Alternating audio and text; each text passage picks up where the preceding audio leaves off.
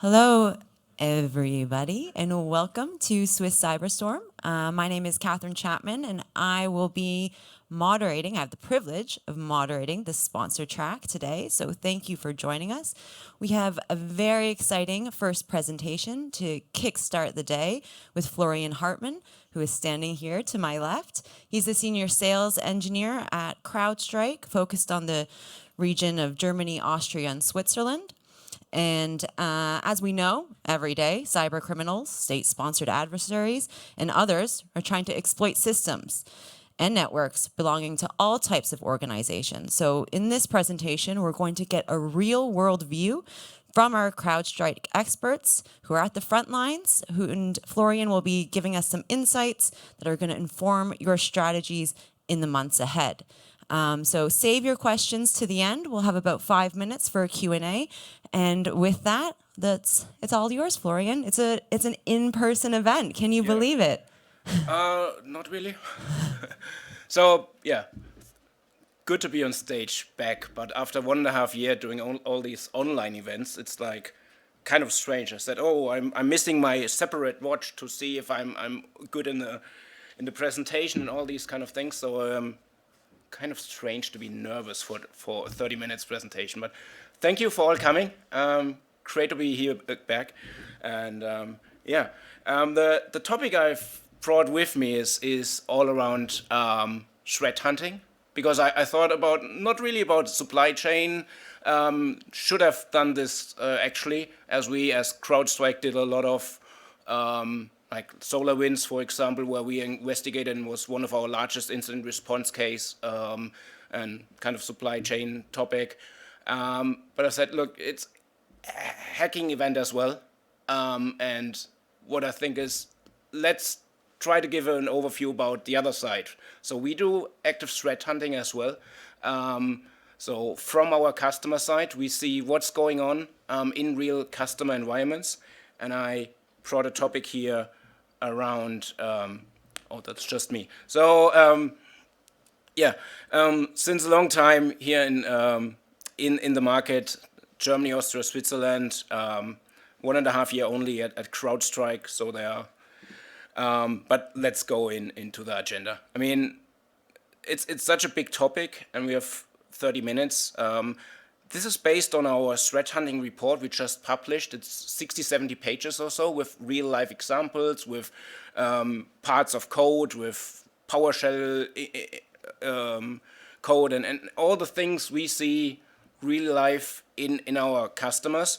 So I bring one case study, a couple of tactics and techniques with me to see what we see in the market and then what we see at customers.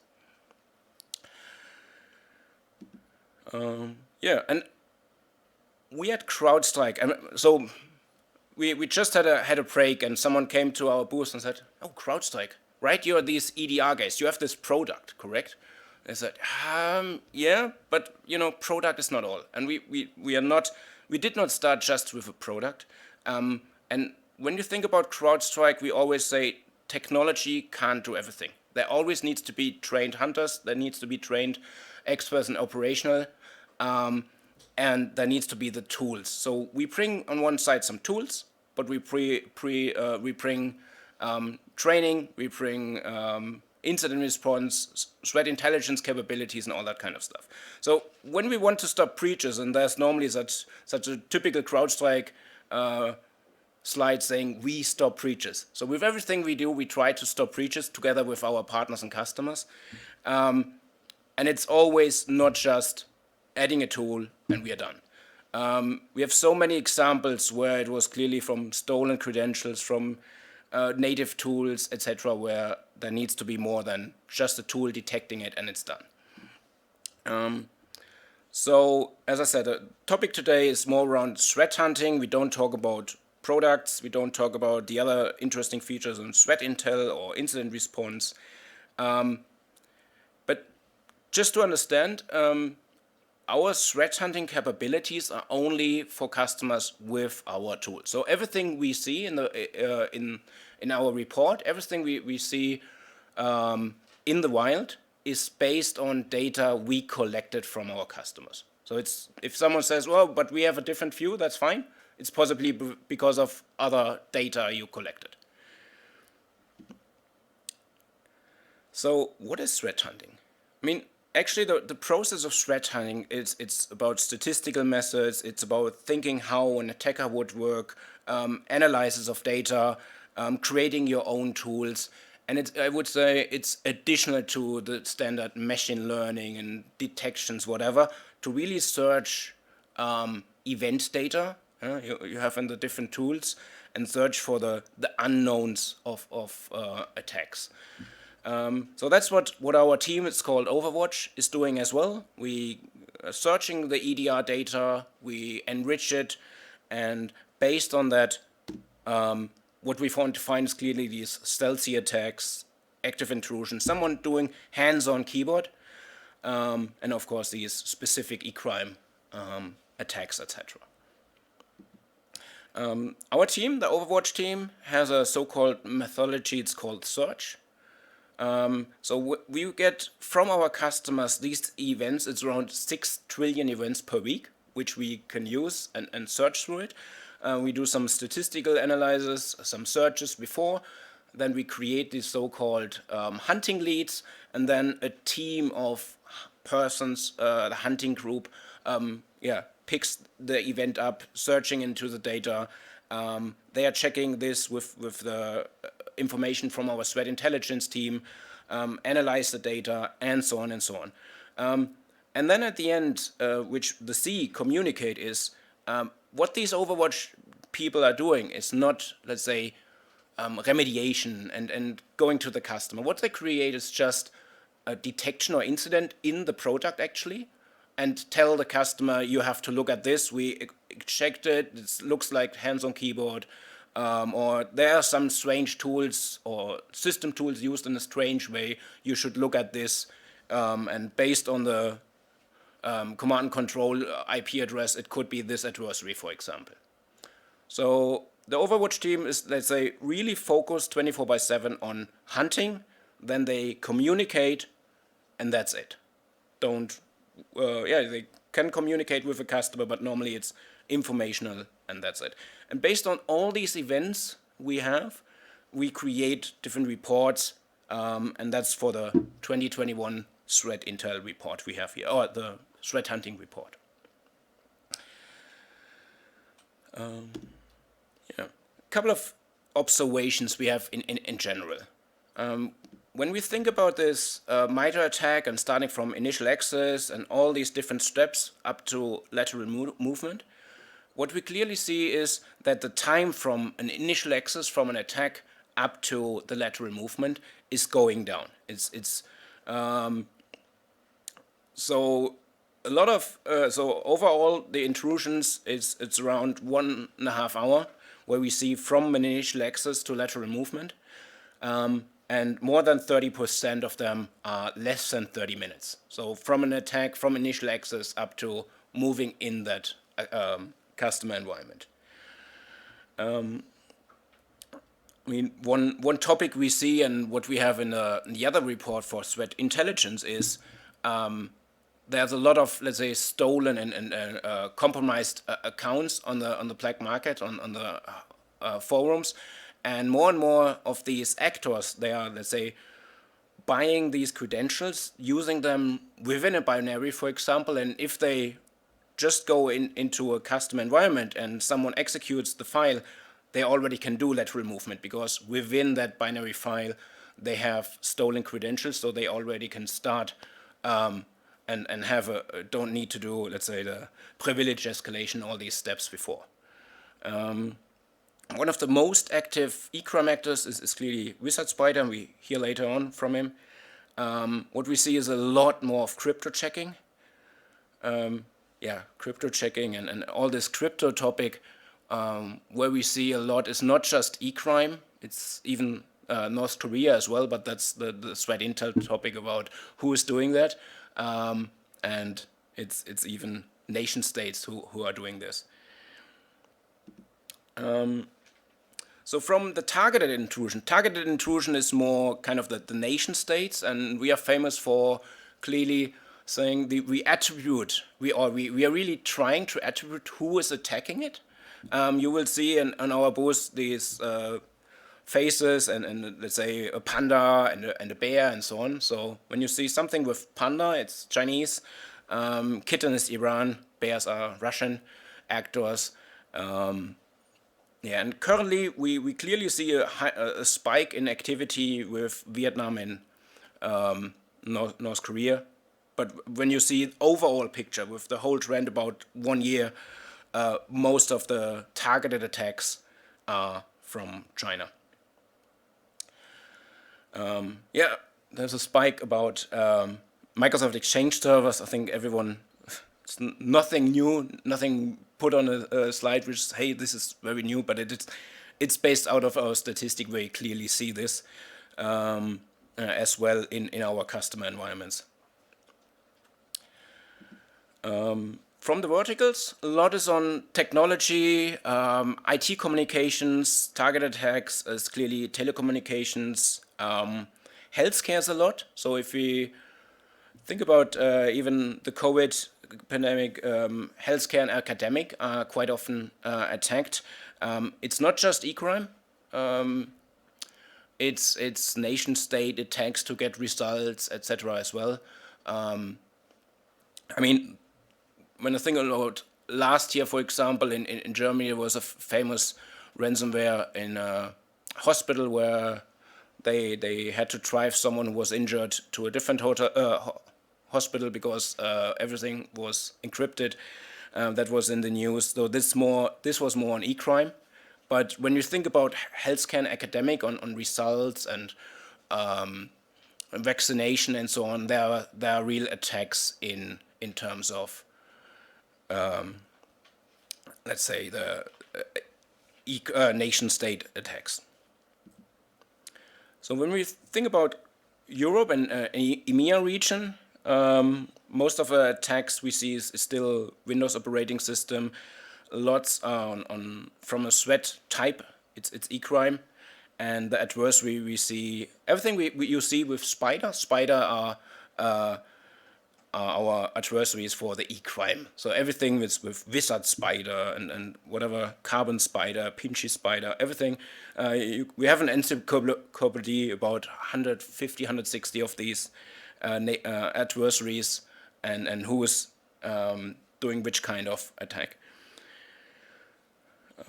Yeah, but that's, let's say, the focus more for Europe region. Popular tools you would see from CrowdStrike, Mimikatz, still quite often used. I mean, it's general tool, but you see it so often in attacks. And coming to the tools and techniques.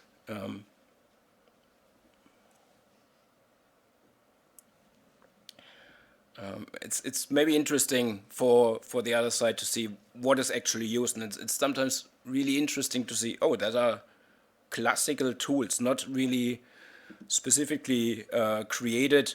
Things like procdump, psexec, mimikatz, well-known things.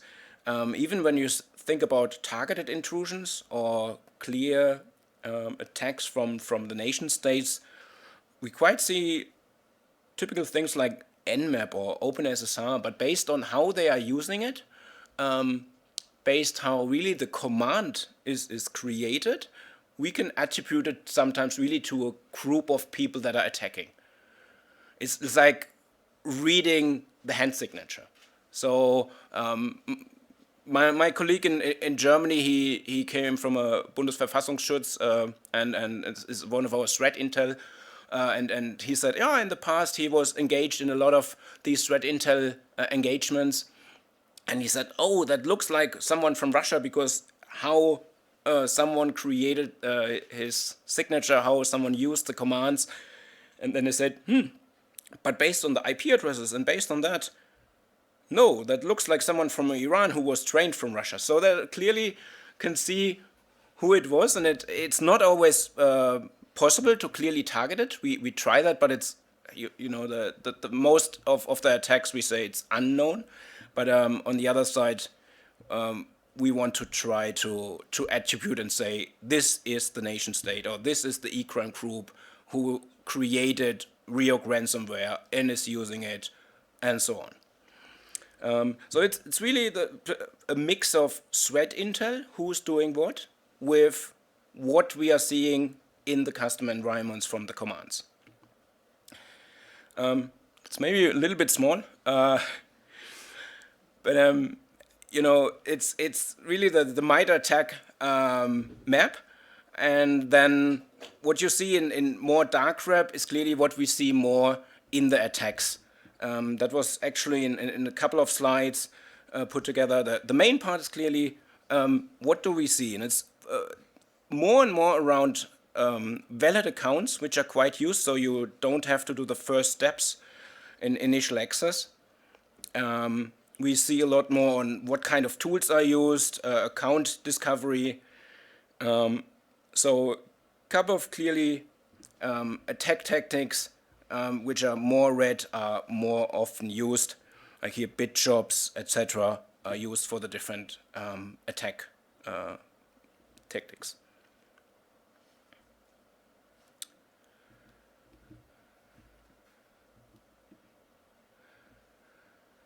Yeah, that's one of the examples. In the document, like this threat hunting report, you would see 4 or 5 different full featured examples with an attack vector, with an adversary, showing hands-on keyboard and the commands, etc., to clearly see what were the tools and how they are attacking it. So this is one example. It's from so-called Silent Polymer. It was an attack to a pharmaceuticals company on a Windows endpoint. So let's go through it. So let's say we call this actor Silent Polymer, but based on all the events and all the tools used, was not so quite, I would say. So the initial access was based on a lot of reconnaissance information, a lot of events under the Windows Service account. Based on that, the threat hunters already saw the information. They just checked it, and they clearly see that there was reconnaissance based on SMB-exec commands. So, where is it not forward? Yeah, the next part, execution, SMB-exec tools. We see some commands. As I said, it's in the report. It's more detailed for every step what they are using it here, and then we see later on some SMB activity. We see malware code used. And some RPC indicators later on. So then defense evasion was quite interesting. We saw some stored binaries. We saw that it was changed from and overwritten the file. So we would see here like with ping and put the output in some files, etc. So defense evasion was done, but the way it was done, we saw that in other attacks before. So that's how when we see the whole attack and compare the commands, then that's why we can attribute it to one of the adversaries we have. Yeah, and then we saw PowerShell requests, command control, communication over HTTP. In other attacks, we see DNS traffic quite often as well, where the EDR event would detect that if let's say the data in a DNS event is too big or something like this.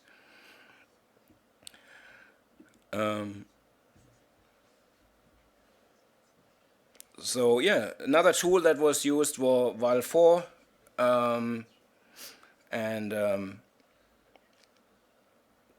so all this kind of information was put together, all the commands, all the different steps put together from this threat hunting team, and based on this information, there was just creation of, let's say, a ticket or a detection in our UI, and was brought to the customer.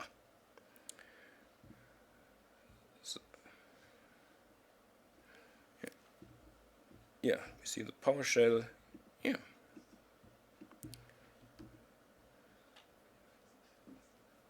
Yeah. Just see if I've oops. We see the PowerShell. Yeah, that's, I think, basically it. From initial access to command and control. We saw the different steps quite easily. Sometimes basic tools, sometimes classical tools from command access to PowerShell. It's just the way how it is used. And then what we would do is inform the customer, network contain possibly the host, and work on the remediation and removing the files that the adversary copied on the disk, etc. So yeah, so based on this, just at the beginning, some exec commands, some topics, it would not have been detected just based on a normal tool or machine learning on a file. So that was clearly detected by a hunting team based on these SMB activity, etc. And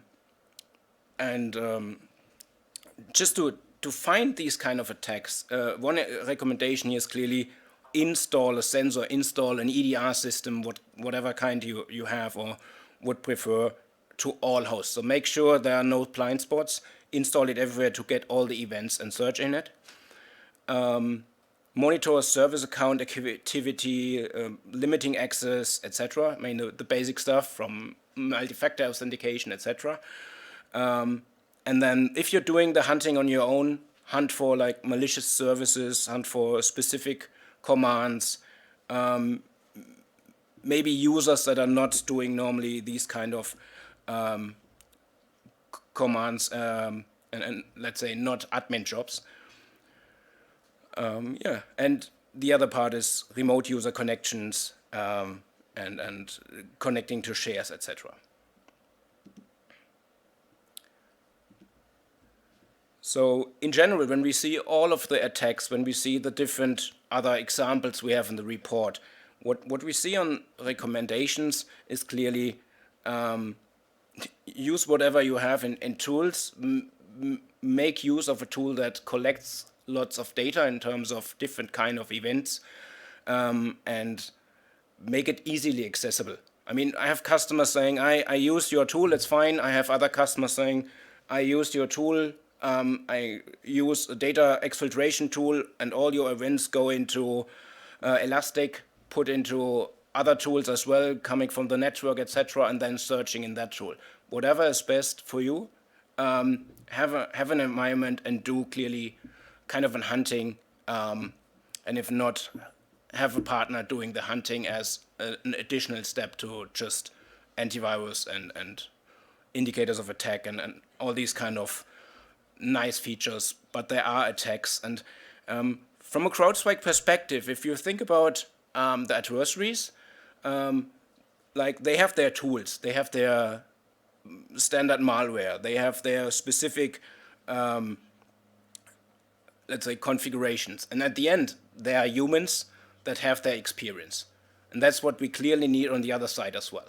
So we have malware tools like antivirus, we have our EDR tools, but we clearly need operators, hunters on the other side to detect what the adversaries are doing.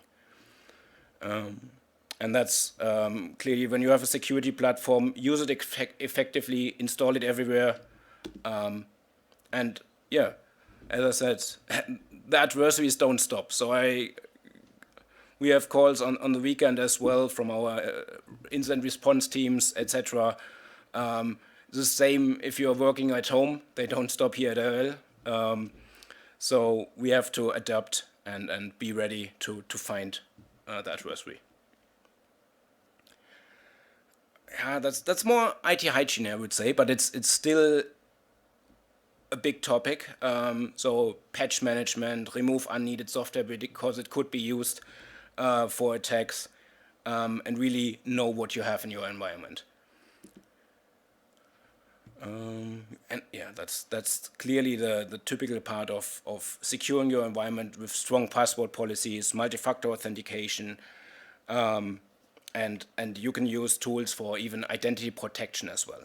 So checking if the passwords, for example, you have in the environment are checked against websites like have been pawned or whatever. So because it's easy to use these passwords as users tend to have the same password on different systems, and when it was hacked somewhere else, they might use it in the company as well. Use of multi-factor authentication here is another clear recommendation. Yeah, I mean that's clearly around the tools. Restrict non-native tools. That's more about whitelisting of applications. It's not easy to implement from my point of view, but that's why it's better to monitor what's going on instead of just, let's say, fully restrict what's used. That really depends. But a recommendation about restricting access and restricting the remote access. So it's one example where we have a full attack chain. We detect what's going on, and if you're really interested in having more reads, having more, let's say, information about the hunting piece, we do have this report. Sorry, we don't have it printed on our booth. We just can give you a show where you can download it, and there are a lot of different stories in it, which we clearly see globally and in Europe at customers with CrowdStrike. Yeah, and that's about it. A small overview about hunting, what we see, what tactics are used, and yeah.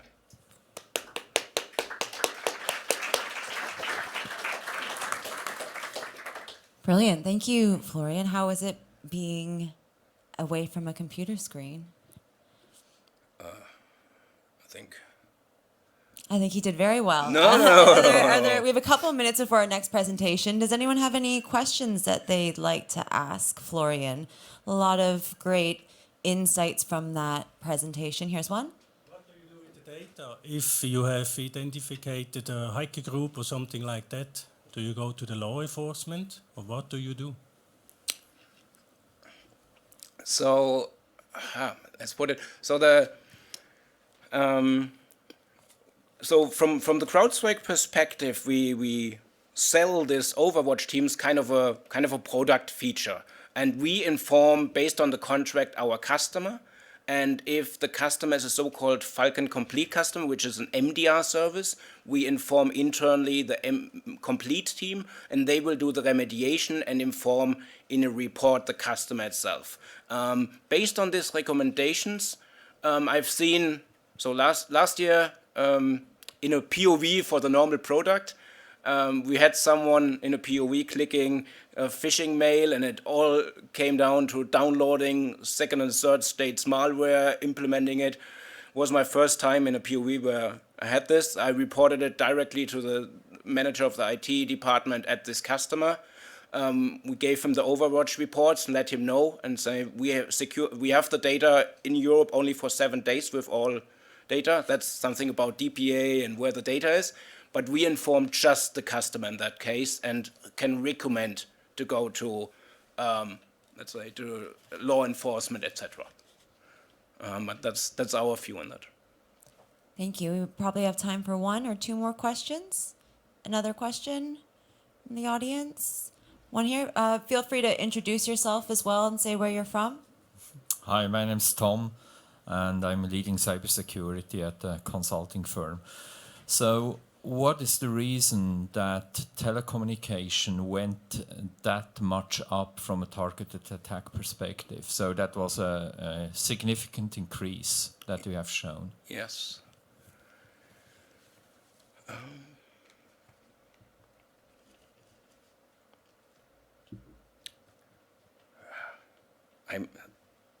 Let's say I'm an honest person who would say let's exchange it and try to and ask my threat intel colleague to have a clear understanding why that came, if we see in a report because it was of whatever 5G information or going into the network. I could only speculate about was it from China because of some vendors from there. I need to check that. Yeah. Yeah, off the back of that wonderful question, I think I'll ask you now. You've inspired me. I wonder how the pandemic has influenced some of these findings that CrowdStrike has put forward, or is that also more in the threat intel report that we can also download? Yeah, so from a threat intel perspective, we see a lot of attacks, of course, with COVID themes, with vaccination topics, etc. But this is for more, let's say, for the initial vector, where we see like phishing mails, etc. Where even in a hospital, someone sees a mail and say, "Oh, that's maybe from an official. It's very well done," and clicks on it, and it starts with maybe with a download instead of putting an email, username and password in it. But after that first attempt, I would say the attack vector, if you're seeing the tools from Mimicards and PowerShell and so on, it's quite similar. It's more how the first attempt, like phishing campaigns, etc. These phishing campaigns would use, for example, these COVID themes, etc. Right. Okay. Well, another round of applause for Florian. Thank you very much. We can catch you out in the hall and download the report via the CrowdStrike website. Is that right? That's right. Okay. Thank you. Thank you very much, everyone. We have